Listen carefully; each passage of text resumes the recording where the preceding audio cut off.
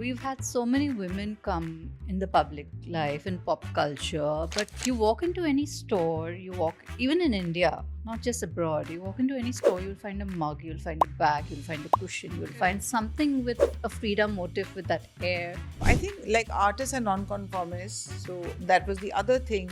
I think she really did a lot of things on her own terms. They are That's so surprised. fun. They are like, So you all keep saying paradoxical. Frida, Frida. Everyone comes here and says Frida, Frida. Diego is a real deal. That's how locals feel about it. Except for locals who are selling these t-shirts. So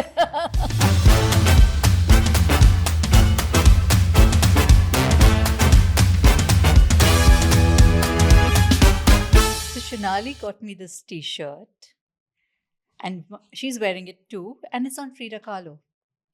Why Frida Kahlo?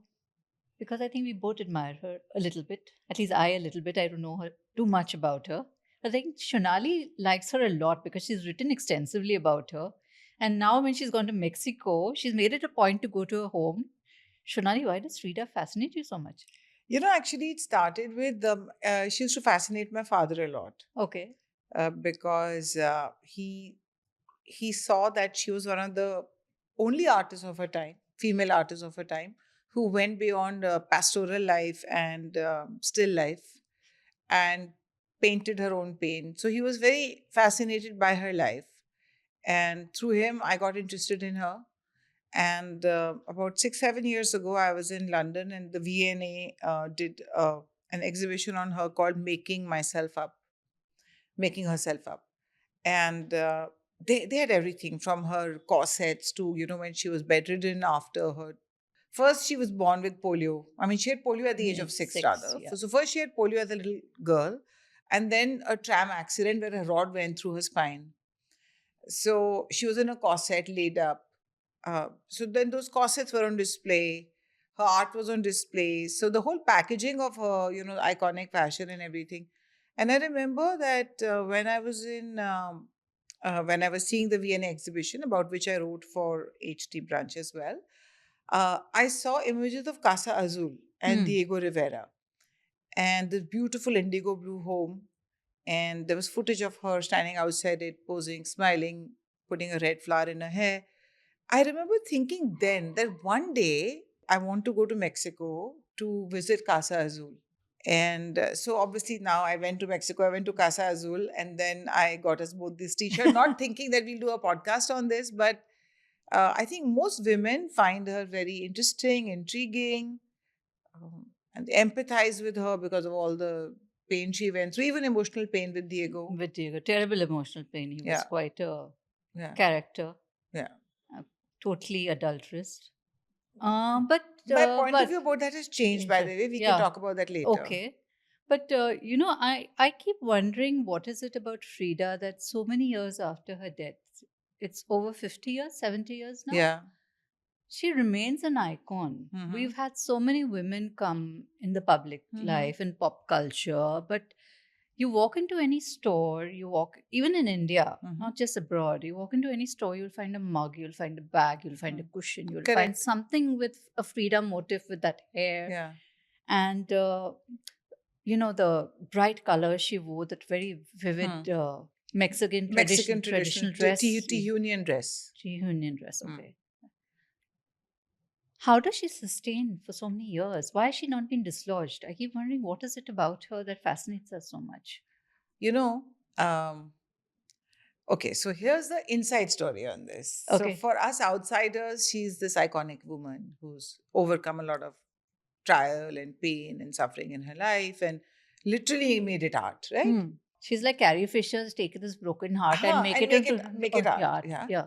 The thing is, Kiran, that in Mexico, I discovered that firstly, between the two, Diego is the one who's revered as a real artist. Really? Yeah. That's interesting.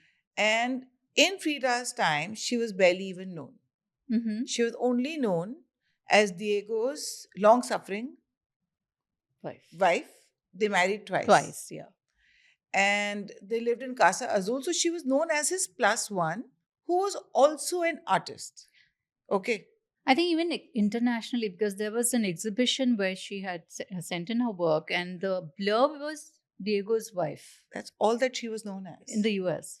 So what has happened is about 25 years in the 80s, until the 80s, hardly anybody outside of Mexico City had heard of Frida Kahlo. Really?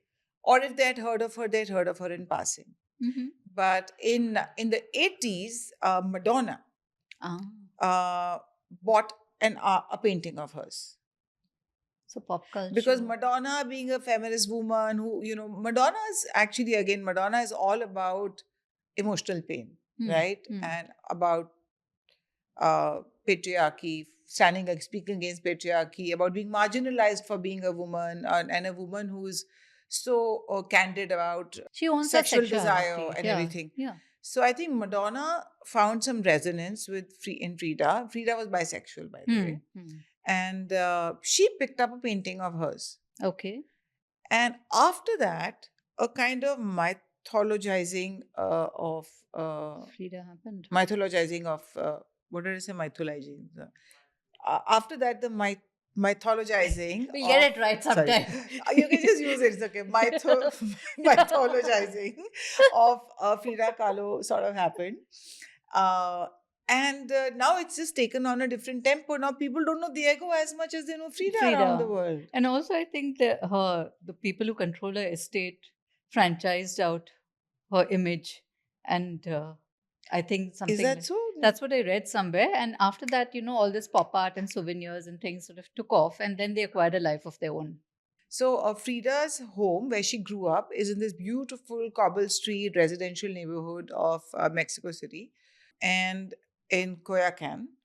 And Diego and she first, when they started living together after they got married, were in an entirely different neighborhood. That house still stands, very eccentric looking home. But the neighbors didn't want them there because they found them too scandalous for the time. Okay. Firstly, it was an unconventional match. She was so much younger than him. And he had been married 5-6 times before that. He looked like a frog. She used to call him a frog because he looked like a frog. You've seen what Diego looks like a giant frog. Yeah, I could never understand the attraction. Toady eyes, But clearly he was very charming because he was married about 4-5 times before this also. So when Frida got married to him, he already had grown children. And she knew about his reputation. So there was not any surprises there. He really did love her because she figures in a lot of his work. And he's spoken, extensively about her in his lifetime. He used to encourage her with her art and all that. But she's been spoken of very lightly as an artist in Mexico. For me, that was a revelation. So I think it is Frida the style icon, Frida the feminist, Frida the, iconoclast who appeals to a larger female base around the world. And her story is more compelling than her self-portraits, which she did because she was bedridden. And so there are those beds still where there's a mirror on top, and she had to fund her. She had to basically, her family was spending a lot of money on her treatment. And her father became unemployed at a certain stage also. He was the photographer to the president of Mexico. But the point is that she used to fund her medical expenses. She used to lie down and make these things. And at that time, women were not doing self-portraits at all. Exactly. Women could not be their own muses. And the fact is that she did her self-portraits and they were very unflinching. Her unibrow was there, her moustache was there. Yeah. And they were not pretty portraits by any stretch. But that also was a part of her, why should we have to conform to a Eurocentric image of what good looks and beauty stands for. Okay. And people say that the Tihunian dress she wore also was, a sort of rebellion against the American or Eurocentric way of dressing. But see, this is the mythology.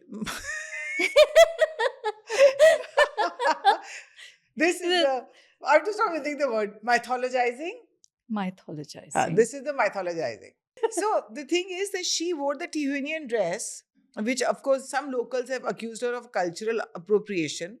So Frida was not completely Mexican, as far as I know. Her father was German Jewish, who had migrated to Mexico for work, but her mother was Mexican, and she had adopted the fashions, the culture, everything from her mother's side. But she also wore those dresses. This was featured in the V&A exhibit also. She wore those dresses to overcome her handicaps. Okay. Hmm. Because she had a lot of scars from different surgeries. Hmm. And the corset she has to wear, sometimes she had to wear a dress over that. And I and think, there was a limp, so she used to wear this boot which was elevated. So it was part of that. But whatever it is, I mean, she really did stand out. yeah. And she suffered a very painful miscarriage. Correct. And at that time, she painted about that. So that is why when women were still painting still life Mhm. and barely exhibited, even she, I think she never exhibited solo until her dying day. Mhm. Her art and everything is really picked up many decades after. Okay, that's interesting.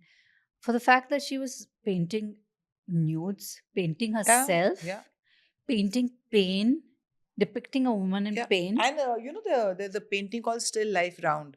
There's very little work of hers in Mexico Mm-hmm. because she used to paint to earn money, and so she used to do private portraits.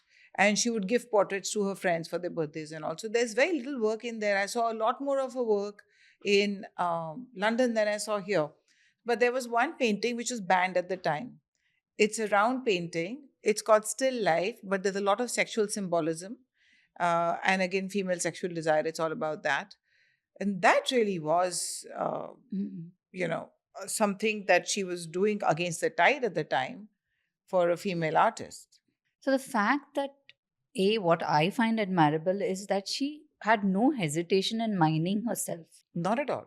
And She for the built her own narrative. yeah, Yeah, she was the original OG influencer. absolutely. I mean, she was doing the selfie. Yeah, She was doing the selfie at that point. 100%. Yeah, she was Yeah, the OG influencer. absolutely. And the gaze, the navel gazing, the Yeah. looking at yourself, the dissecting yourself, you're putting yourself out for display, the influencer culture. 75 years ago, this is 75, 54, she passed 54, away. yeah. Years. Correct. The fact is that today, when we've sort of come full circle to that navel Hmm. gazing, what does Frida really teach us? I mean, her thing was very raw, very unfiltered. We are living with filters. She was very raw, unfiltered. I think that, see, one is the artistic expression. Maybe that was her way of coping with pain. Hmm. And she was so, and see, Diego isn't even today considered to be a national treasure. So when you're in love with an artist of that caliber, then he's also your mentor in some ways. So Mm. I'm sure he encouraged her. And the Trotsky, the communist, he was their house guest. He was staying there with his wife, and she was having an An affair affair with with him. him, yeah. So I think like artists are nonconformists. So that was the other thing. I think she really did a lot of things on her own terms. Mm-hmm. But Kiran, I just find that her love that enfeebled her so much, like it was a toxic relationship also. While it gave her a lot, it was also toxic. And so while she's a feminist icon, she couldn't break free of that toxic relationship. She remarried him, in fact, right? So that sort of challenges the whole idea of um, what women today perceive of as a real feminist. But I feel that love and emotion and being human is as much a part of being a woman. And this is the thing that women actually have the biggest issue with. That if Frida was such a feminist, why did she not give up on Diego? But maybe she got more from it, along with the heartbreak, than without it. Maybe she couldn't fathom life without him. Yeah, and who are we to know how it worked between them? What I find wonderful and very ahead of the times was the fact that they were living in separate houses. Weren't they? One there's two separate houses which they were living. No. They had the same house. She had it's still exactly like that. That's what Casa Azul is. Okay. So she had a common bedroom with him. Okay. But then he had his own quarter also because they're artists. Because of her pain, on some days she was in too much pain to do anything, and so she was wheelchair bound. Her own room where she would take a break between her art. Mm-hmm. Is a small bed, a single room, and then there's a marital bedroom which is separate. So I think it's just two people with different sleep schedules. Okay. Yeah. So that's it. Okay. Which also makes sense. I think separate bedrooms has been advocated for a long time in Why every Gone marriage. with the Wind, Yes. Scarlett and Rhett, they had separate bedrooms. Yeah. That's when I first heard of the concept. I heard of it first when the intruder broke into the Queen's bedroom, and I was, where is Prince Philip? That's right. And I was like, oh, they have separate bedrooms. Interesting. Yeah. Or maybe he was out in some men's club No, they philandering. had separate bedrooms. I know, but I'm saying then. He was Yeah. quite the No, it makes perfect sense. sense. You need your own space. Yeah. Yeah. That's something you could emulate from Frida Kahlo. I forgot one very important thing. You know what I found really, really heartbreaking was that I didn't know this. Diego had an affair with her sister. With her sister. So, you know, that painting she's made of two Frida Kahlo type images, one is touching the other. That apparently is about that. And there's another one where Diego is here, her sister is here in one of the paintings, and they are reaching out for each other behind her back. Ah. Yeah. I believe she cut her hair after that happened, and she began yeah? taking lovers after that happened. Possibly. Revenge. Yeah. So some of her writing is very, very, very disturbing and very poignant. Yeah. And I guess it all stems from all this. But I guess she eventually made a peace with it, because if she's gone back to him and remarried him somehow. Yeah. But you know, I think when I went to their house, there were lots of images of the two of them together, and then they also play a documentary of them just being around each other, stroking each other's face, whatever. You really sensed her bliss. See, a girl who's been crippled so early in life, at some level, I guess she doesn't have the freedom to go and be with anybody. This is not the Frida Kahlo we know of today. She's not yet this world famous figure who's on every cushion and every laptop case and coffee mug around the world, right? So I think for her to hold his attention and have his love is also what saved her. Possibly. Considering that at that point she was not an established artist, she was not even recovering. She was going through very painful surgeries. Correct. Listen, where you spoke about the marriage, remarriage. So this is what she wrote. She wrote a letter to I don't know whom. The remarriage is working out well. Fewer quarrels, greater mutual understanding. I finally realized that such is life, and the rest is just window dressing. Very wise words. That should be a t-shirt slogan, actually. Yeah. Fewer quarrels, less misunderstandings. Such is life. And this is another quote by her. See, this is what I'm saying. This is why we admire her today. I often have more sympathy for carpenters, cobblers, etc., than for that whole stupid, supposedly civilized herd of windbags known as cultivated people. Wow. But you know, one of the criticisms against Frida is also that firstly, there was no business for her for them to host Trotsky and go on this whole communist drive, because what had Mexico got to do with communism? It was fashionable at that point. And that's what. And then, so though she was labeled by her critics as a drawing room communist.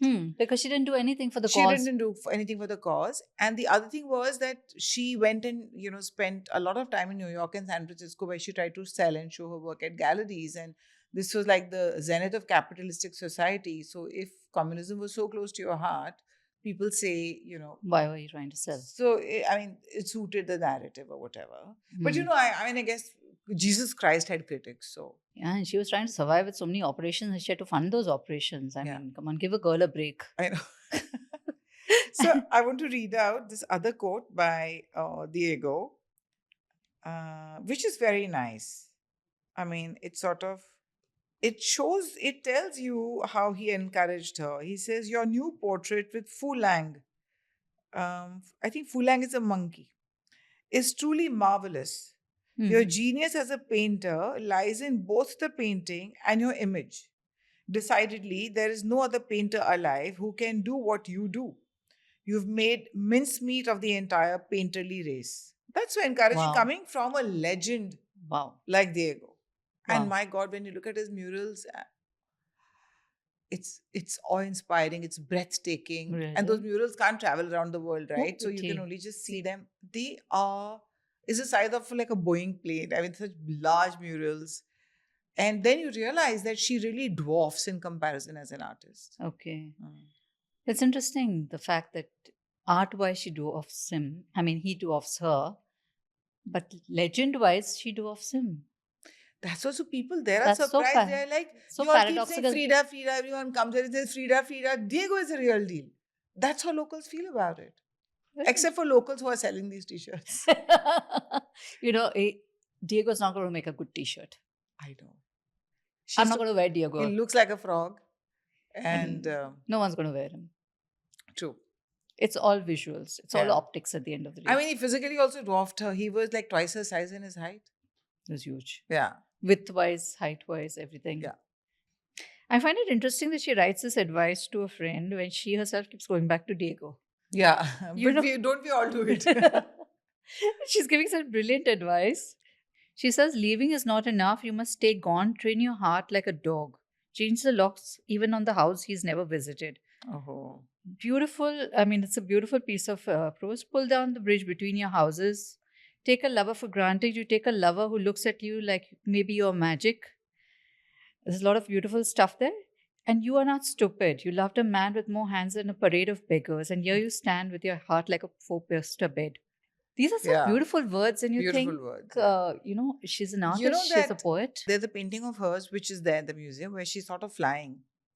And I mean, the symbolicism was that. And there's a quote to go with that, which says that feet, what do I need you for? She had to be, her leg had to be amputated, Amputated. right? At a certain At the stage. end. Yeah. At the end. So she says, feet, what do I need you for when I have wings to fly? Oh, I mean, what a line. yeah.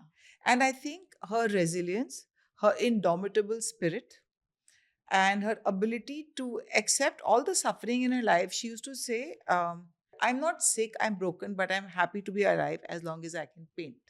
I think this was the essence of Frida Kahlo. Mm. And I think just for someone who has overcome all this pain in her life and gone with a smile, her last painting had the quote called, her last work is a still life of watermelons. And this was just about a week before her death, she wrote these words on it: Viva la vida, long live life. And that sums up everything that she really was. So, critics can say what they want about her work, but as a human being, she towered above all those whiny windbags who, complain about all sorts of suffering and go without a song. I think we love her spirit more than we love her work. Yeah.